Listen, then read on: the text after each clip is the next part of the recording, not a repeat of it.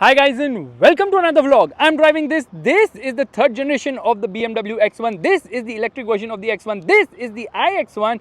This is the U11, the third generation that is. And it looks quite weird. Yes, this car is quite weird. The key is not that great because it's very plasticky and M colors are splashed almost everywhere on a BMW these days, which is very disappointing. Now this car is very similar to the regular X1, but this is the electric, so obviously it's slightly more expensive. However, the grille does not have any openings at all because this is electric. It does not need to breathe there. It has I written here because electric, obviously. The BMW logo has this blue surround to it, and this is the radar for ADAS functions. In fact, it has got a camera as well, so both camera and radar based functions. Rain sensor has been given there too. Let's open this. The frunk, there is no space here. Even though this is electric, there is no frunk because I think they have put a lot of stuff there now. It's super dirty. Says BMW I right there. In fact, the finishing is very un-BMW like because this is not symmetrical. It looks like the job of a local shop. Was this done in Karol Bagh? I guess so. Washer fluid goes in right there, and if you notice this pipe, that is actually for the nozzle for the windshield wipers. Insulation is not needed. BMW did not even bother to remove it, and that's the reason they don't have enough left for the 5 Series because the new 5 Series does not get insulation, which is quite stupid if you ask me. And the new 5 Series, I'm talking about the internal combustion engine one. Now you get 6 parking sensors at the front because obviously it has got self-park. Aggressive cuts on the hood. This has a CD value of 0.26, which is quite impressive for something which is not born electric. In fact, there's an open air curtain there, and this is the slot for towing. So you remove this and then you put the towing hook. The lights are actually quite nice. These are BMW LEDs. Right now the car turns off because whenever you get out of the driver's seat, the car automatically turns off. It's very frustrating. You can't leave the car on. LED DRLs, which also doubles up as the indicator. The lights actually move when you turn them on. They also do sort of a dance show. It says BMW LED right here. Meanwhile, these are 18-inch tires, 225, 55, 18s. Alloy wheel design is nice. It says M there because this is the M Sport, obviously. And it also projects the BMW logo from the mirrors at night. No projection from the door handles. The length is around 4.5 meters. The wheelbase is almost 2.7 meters there. The car shuts again.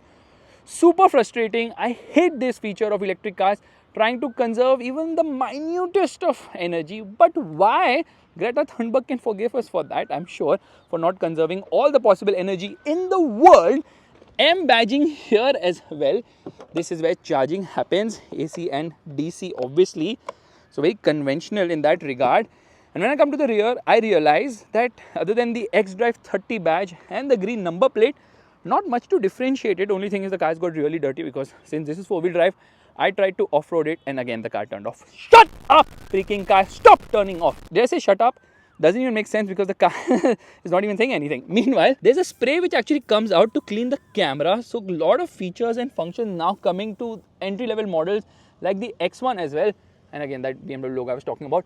I think that is for the rear fog. And the lights are quite nice. If you notice, it has this beautiful treatment BMW written right there. But the car looks very weird. You get a rear spoiler, high-mounted stop lamp. That is the antenna, of course. Faisal Khan's fingers of truth will not even bother because there's nothing below there as such to see. If I come behind and stand, it will automatically open the vehicle as well. So here, let's try this. Shake, shack, shook. Nope, now not. Oh yeah, it worked. It worked. I moved my foot so it stopped working. Stupid car. Do it again. Do it again. Shake, shack, shook. Shake, shack, shook. It's a kick sensor. Ah! It opens but it doesn't open. What is wrong with you, car? So it gets a powered tailgate. The spare wheel, which is below in the regular X1, has been moved up, which makes the boot absolutely useless. And this has been done simply because the electric motor has been put below now, so there is no space as such. Now this is not full size. It's Chintu Mintu tire. I don't even care about reading the tire size, but it's 135/80/17. And there is, I think, the jack and rose is somewhere hidden somewhere. 12-volt charging socket given right there. You get a light here, hooks and all that. And this parcel shelf is very noisy. It keeps making a lot of sound even though I've secured it properly. Now it is secured. Now hopefully it doesn't make sound. 20 in the middle, 40/40 split seats. So obviously you can carry bigger items as well. Let's just shut this. Warning triangle has been put right there. Now this car is actually quite expensive, quite weird looking and not as powerful. Obviously compared to the diesel, it is almost double, more than double the power. However, I'm not so impressed. Door handles also feel cheap and space here seems okay. But with the regular X1, you can actually move the seat behind and ahead. 130 mm is the length of travel. This seat is fixed because of the rear electric motor. The seat cannot be moved at all.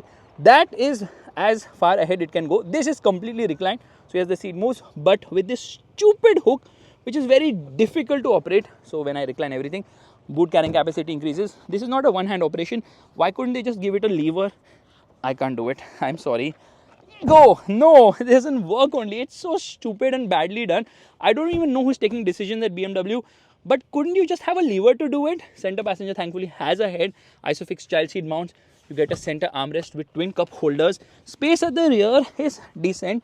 It's not bad, it's not great, because underside support is actually poor because the battery has been placed between the wheelbase, so the floor has been risen, and that's the reason why you sit up with your knees up. This is scooped out. There's a magazine holder here.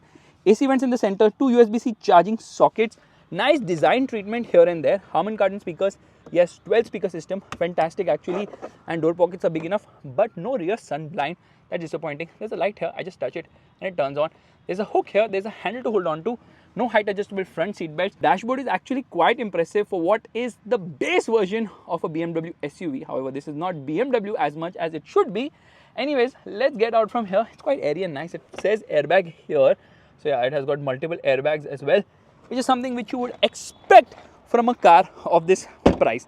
Kind of feels solid, yeah, and this doesn't seem functional to me, the roof rail, obviously. And yeah, I don't know why this is blank. Shouldn't it mention something? A lot of stickers here. Obviously, fast tag position is like very weird and wrong, kind of hinders my visibility as well. But enough of complaining, let's get to the driver's seat. Before that, let me show you this. Okay, that vent is open to cool the tires or the brakes, I don't know what. But anyways, let's get inside.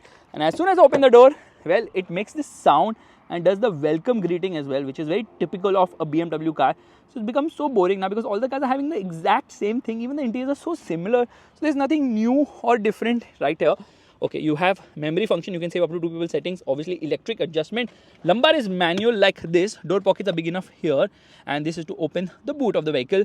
Now, I love this treatment. These switches could be better in terms of quality. A few buttons here for the light control, that is to open the hood, pull it twice. This is for the OBD, and you get a proper dead pedal as well.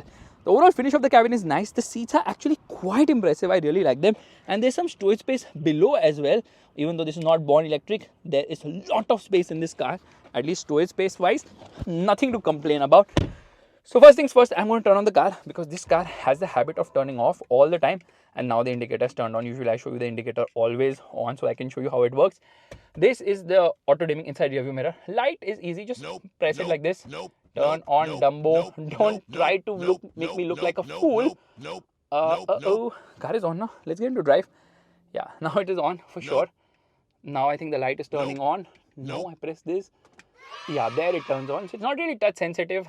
The button is touch sensitive. Doesn't shut off from here. You have to press it for a bit and then only it activates. Mirror and a light here, obviously. Microphone, handle to hold on to. Same is the case there as well. Glove box is a decent size with a massive manual as well. Yeah, that is big. Well, that's what she said. And it's quite hot on the inside right now. Yeah, sorry Bhagwati for disturbing you right now. But this is a lot of pages to read. 403 pages. Who's going to be reading that? I have no clue at all. Get inside.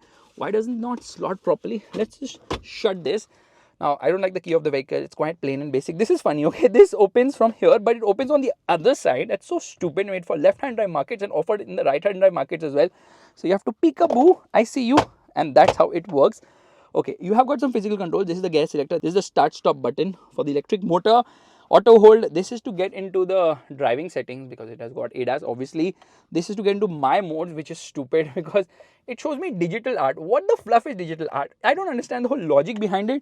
Thankfully, I have a physical volume controller. This is to go ahead and behind a track, and this is obviously for the hazards. Now, this is for the camera system. Obviously, it has just a rear camera, but front and rear parking sensors, which are very aggressive here. They keep dancing. They even dance here. What is this that it is showing? It is showing my line of path from where I have actually come.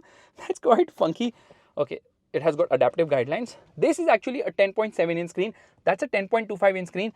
Screen is kind of small, but this is a curved display similar to bigger BMW cars. I think there's a subwoofer here.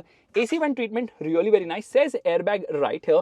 In fact, the whole dashboard looks impressive with this brushed aluminum finish.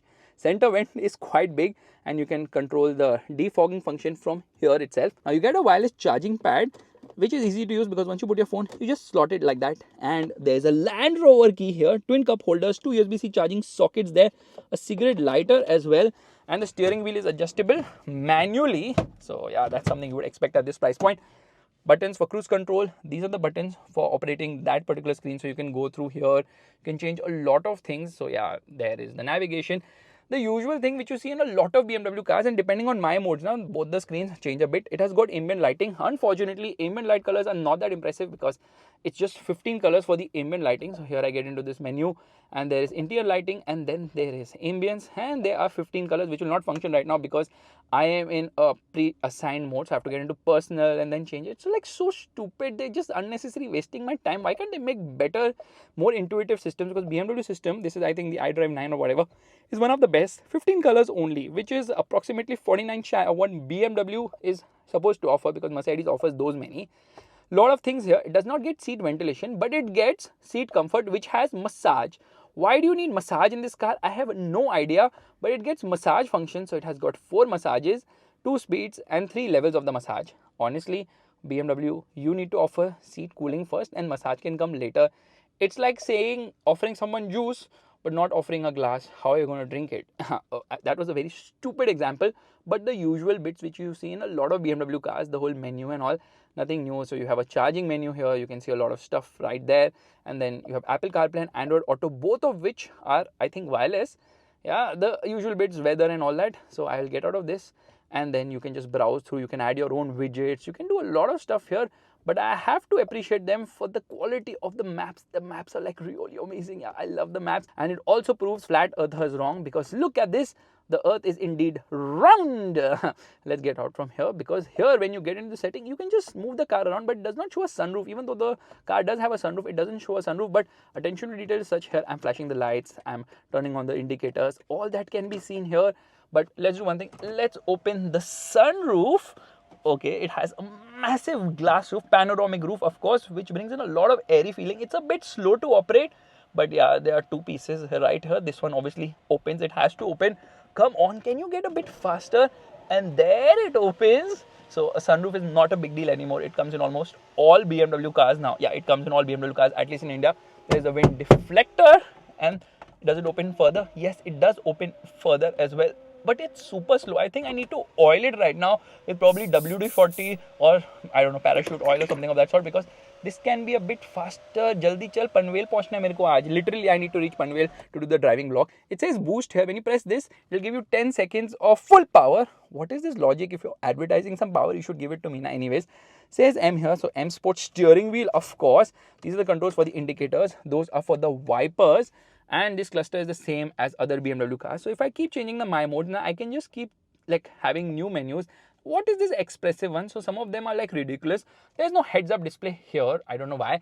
It says airbag almost everywhere it can. So yeah, this guy's got plenty of airbags. The horn. Oh, the horn is actually nice and loud. Yeah, quite loud a horn. Overall ergonomics are good, but lot of hard plastic. Like this is a lot of bad hard plastic for a car of this price, which is not that great. It could be better for sure. But anyways, since it's very similar to the regular X1, we should start driving right away.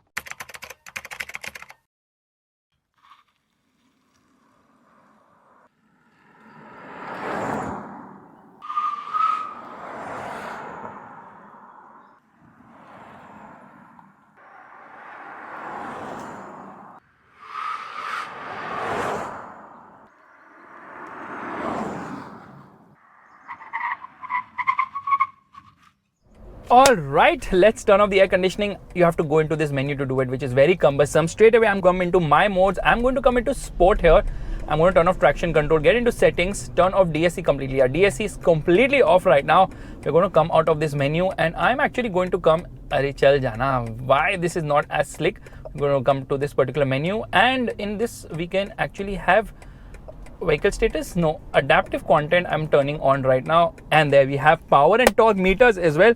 I straight away come into drive. Traction control is off, left foot on the brake, right foot on the accelerator. There you obviously hazard lights are on right now, and as soon as traffic clears, which it has right now, hazard lights off, left foot on the brake, right foot on the accelerator. I press the boost button, 10-second boost, and off we go.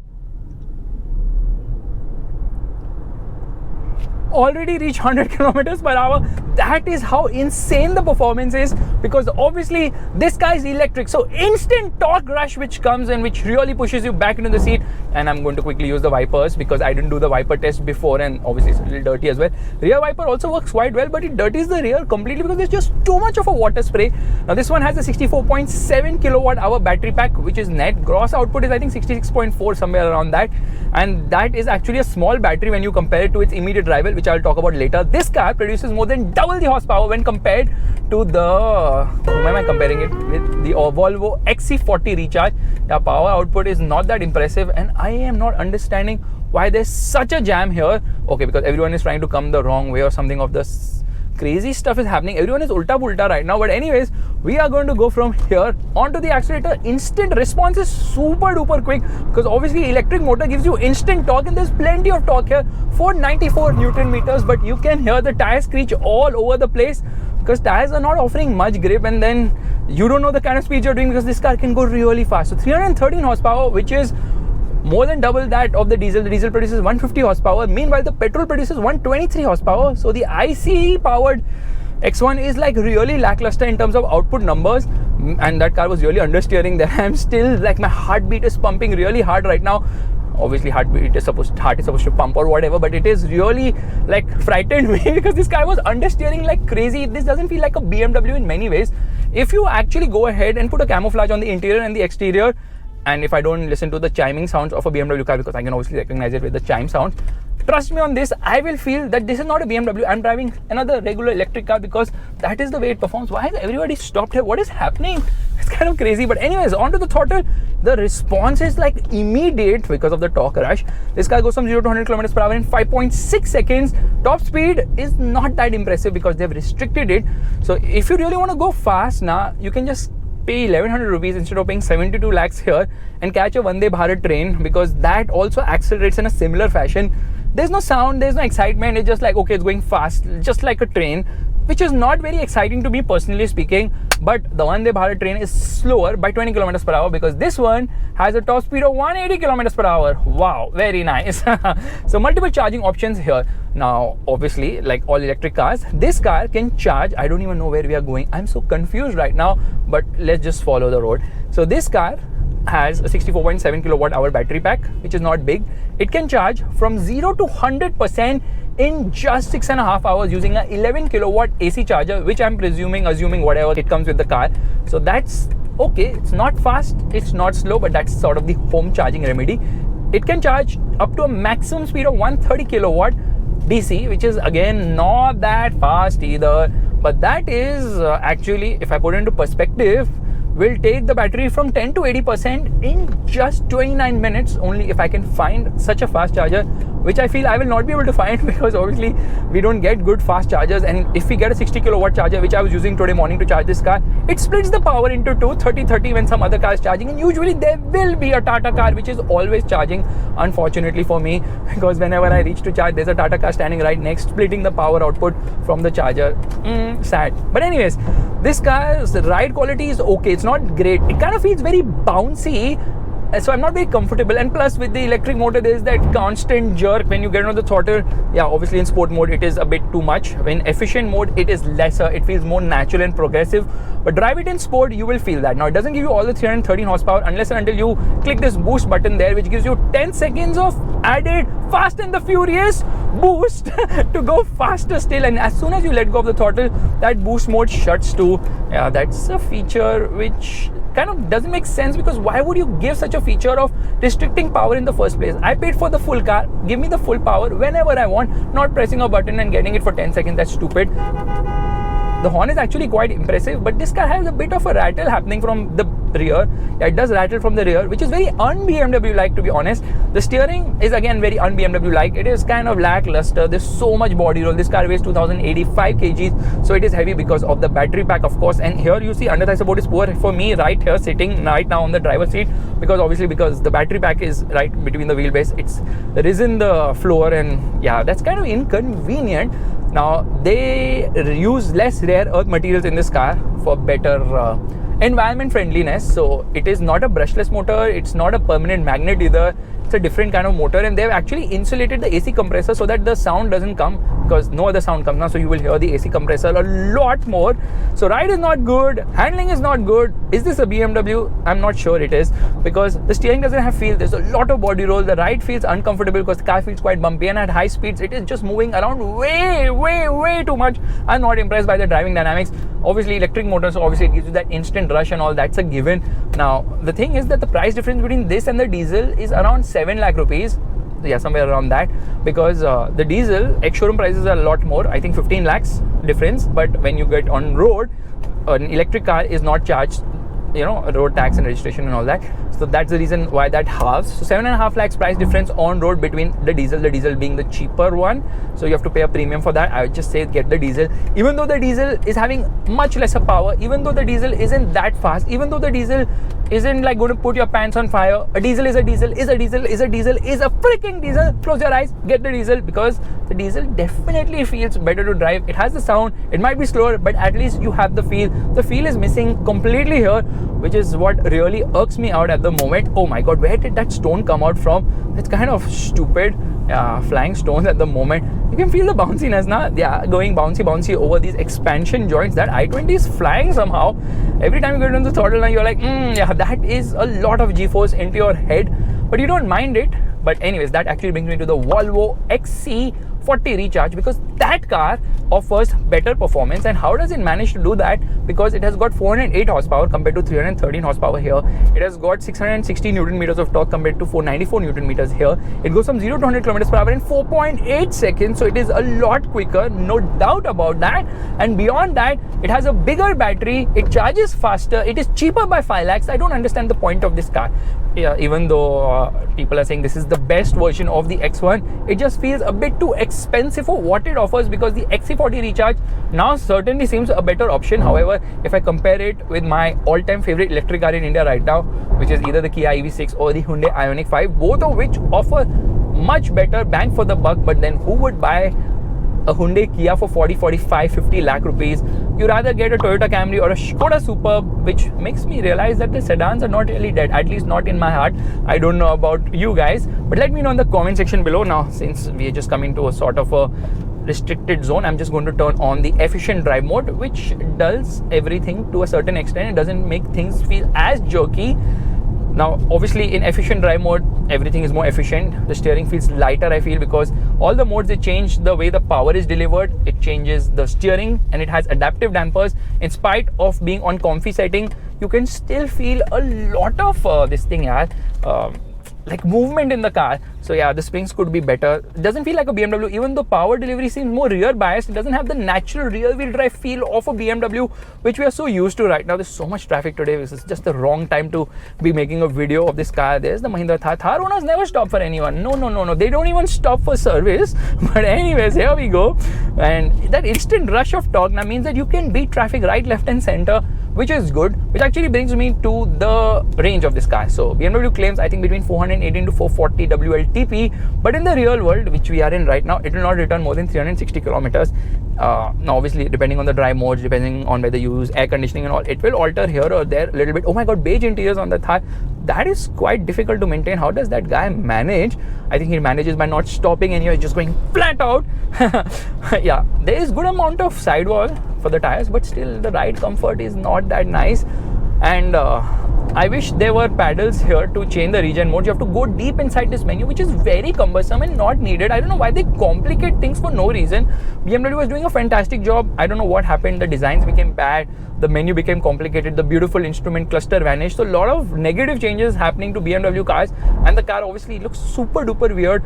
I'm not sure that this is the design you would want. The XC40 definitely looks better. I'm talking about the Recharge, the electric version of the XC40. So what else have I missed? Yes, 6 lakh rupees is the insurance cost for this car. Now, obviously, insurance is becoming more expensive. I'm not plugging any insurance product right now and telling you, यहाँ से insurance ले लो या वहाँ से ले लो, पैसा बचा लोगे.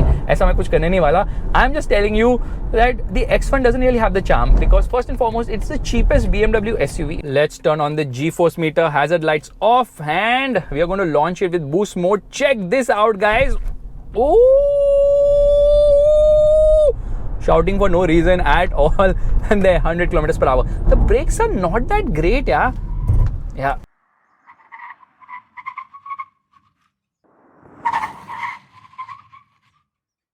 heard that? Brakes are not that great. Okay, it makes some weird sound when you turn the steering from the rear. So yes, it's not very well put together. And listen to this, okay?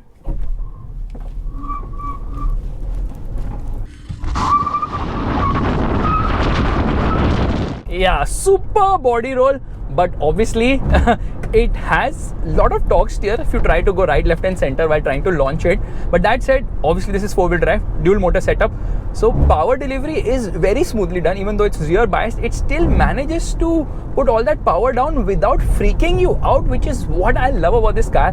Even though when you turn off traction control, it still manages all that beautifully well, and that is because obviously a dual motor setup now, all-wheel drive, putting power to both the axles, so it manages that quite well. It has got active cruise control, it has got a slew of these very fun and nice features. I don't know what exactly is happening here. What are they doing? By the way, where I started launching the car and I realized that work is equal to displacement, so I haven't done no work at all because I came back to the exact same spot yet again. And yeah, so I was talking about ADAS system, which is not very intuitive, beautifully done.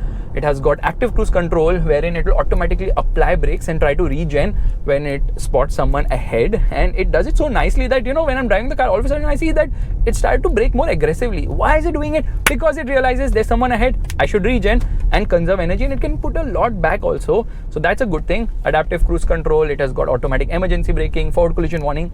There you saw it, it works quite well, huh? And obviously lane keep assist, lane departure warning, all that is there. There's a lot of traffic on the top. I think that is the reason, thankfully for us, we took the other route today, otherwise we would be screwed. This light is going down very, very, very fast. Now you can manually precondition the battery if you want. Yeah, manually you can precondition the battery to enable DC charging, and it will remember from which charger it has charged before, so it is already ready and prepped up. So this car has become quite smart. Honestly, it is quite smart. You also get a 8-year 160km warranty on the battery, which is the norm, and 24/7 roadside assistance for 5 years. And now we have come to a crawling traffic. Driving here is very easy, one pedal, you can do it. No, it is not going to come to a halt as such, but yeah, it's quite manageable as such. Now there's also a lower eDrive 20 variant which is not available in India. That one has a same 64.7 kWh battery pack, 204 horsepower and 247 Newton meters of torque. So again, that is a lot more when compared to the petrol and diesel models, which feel lackluster now. They also felt lackluster when you don't even put the electric version in contention, because what is BMW doing? Reducing the power from 190 horsepower to 150 horsepower on the diesel. That makes no sense at all. That one has a top speed of 170 kilometers per hour, which is quite less. I don't know why BMW does not want its electric cars to go faster. Maybe that's the way to save the earth, probably, but there are no places on earth except the German Autobahn wherein you can drive faster than 130 kilometers per hour. Okay, Dubai, Abu Dhabi side 140, 150 kilometers, 160 tops can be done. And now on bad roads, I just hate the way this car drives because it doesn't feel comfortable at all. And that said, I think it's time to end this video because I've covered almost everything about this car. All I have to say is that the iX1 isn't as impressive as I expected it to be, because it just doesn't feel that punchy. It feels punchy, but it doesn't have the soul. It doesn't have the you don't feel that you're driving a car. You feel more like you're in a fast train, and in that regard, it's a bit disappointing. If you like this vlog, make sure to give the thumbs up. That's the like button. And I think everyone is taking a U-turn here. Some roads are shut. I don't know, there's no clarity anywhere what's happening. So oh, okay, they shut that particular road which joins here, and there's nothing on the left to go. We are stuck, and thankfully I'm not out of charge. I still have a range of 190 kilometers. The sun is setting right there. No, we never joined this road from here. We joined it. Whatever. Bye. 3 days later. If you guys are wondering, did I manage to escape all the traffic? No, I got even further stuck because I don't know where I'm going. I'm going to some village right now. Beautiful bridges on the top. I think that's going to connect to Atal Setu. But at the bottom, things don't look that rosy ever.